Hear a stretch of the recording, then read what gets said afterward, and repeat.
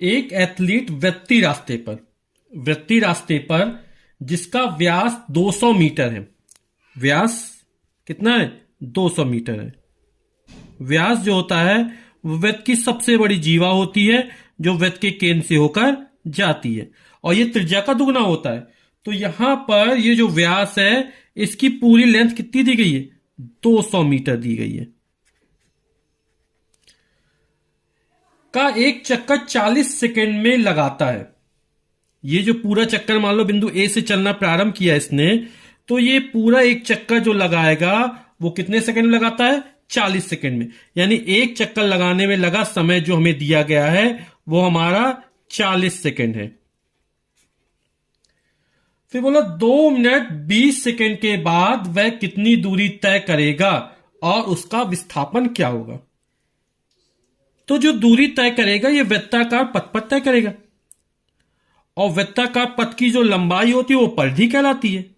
और वृत्त की जो परिधि का सूत्र होता है, यानी एक चक्कर लगाने में तय की गई दूरी जो कि वृत्त की परिधि के बराबर होती, और इस परिधि की जो लंबाई होती है वो होती 2 पाई आर, यानी वृत्त की त्रिज्या ज्ञात करनी है।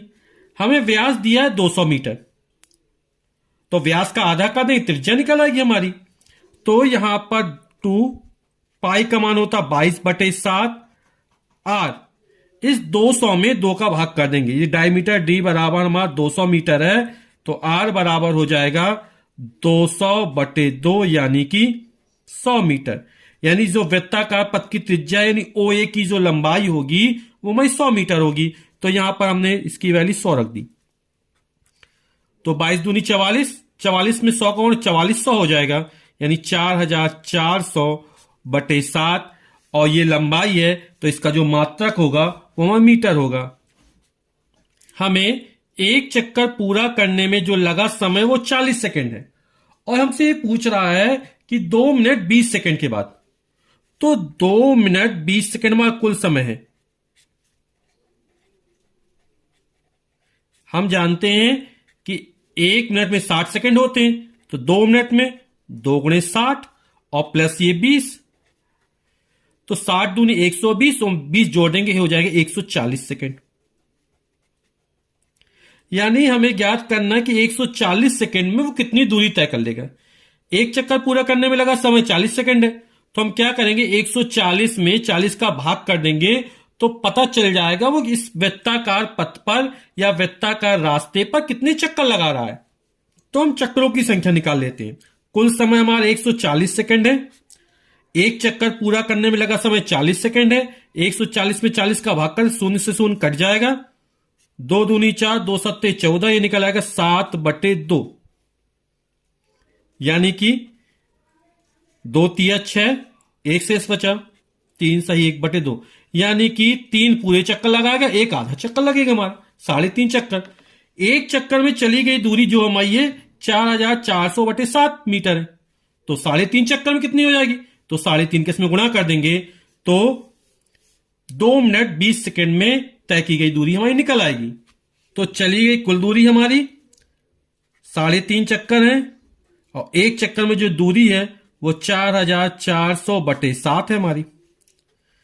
3 दूनी 6, 7/2 लिख देंगे इसको, गुणा 4400/7, 7 से 7 कैंसिल, 4400 में 2 का भाग करेंगे तो ये निकाला 2 दूनी 4, 2 दूनी 4, 2200 मीटर, यानी 3.5 चक्कर में, यानी कि 2 मिनट 20 सेकंड में जो तय की गई दूरी निकलेगी वो 2200 मीटर निकलेगी। फिर हमसे कह रहा है कि 2 मिनट 20 सेकंड के बाद विस्थापन क्या होगा। तो विस्थापन यानी डिस्प्लेसमेंट, प्रारंभिक और अंतिम स्थितियों के बीच चली गई न्यूनतम दूरी को विस्थापन कहते हैं। तो 3.5 चक्कर यानी एक चक्कर ये पूरा, फिर दूसरा पूरा, फिर तीसरा पूरा, फिर जब 3.5 होगा आधा चक्कर और लगेगा तो यहां से ठीक जस्ट सामने यहां पर आ जाएगा। मान लो ये बिंदु बी है, तो ए और बी के बीच जो न्यूनतम दूरी कम से कम दूरी होगी, जैसे इस वाले पथ को कहीं लंबी दूरी हो गई, यही सबसे दूरी कम दूरी है, शॉर्टेस्ट डिस्टेंस बिटवीन 2 पॉइंट, है ना, यानी प्रारंभिक और अंतिम स्थितियों के बीच चली गई न्यूनतम दूरी। तो यहां पे न्यूनतम दूरी ये वृत्त का व्यास है और इसकी लंबाई हमको 200 मीटर दी गई है, तो उसका विस्थापन क्या होगा 2 मिनट 20 सेकंड में, तो इसका विस्थापन जो होगा वो वृत्त के व्यास के बराबर होगा, और ये आंसर हो जाएगा हमारा, कितना हो जाएगा विस्थापन 200 मीटर।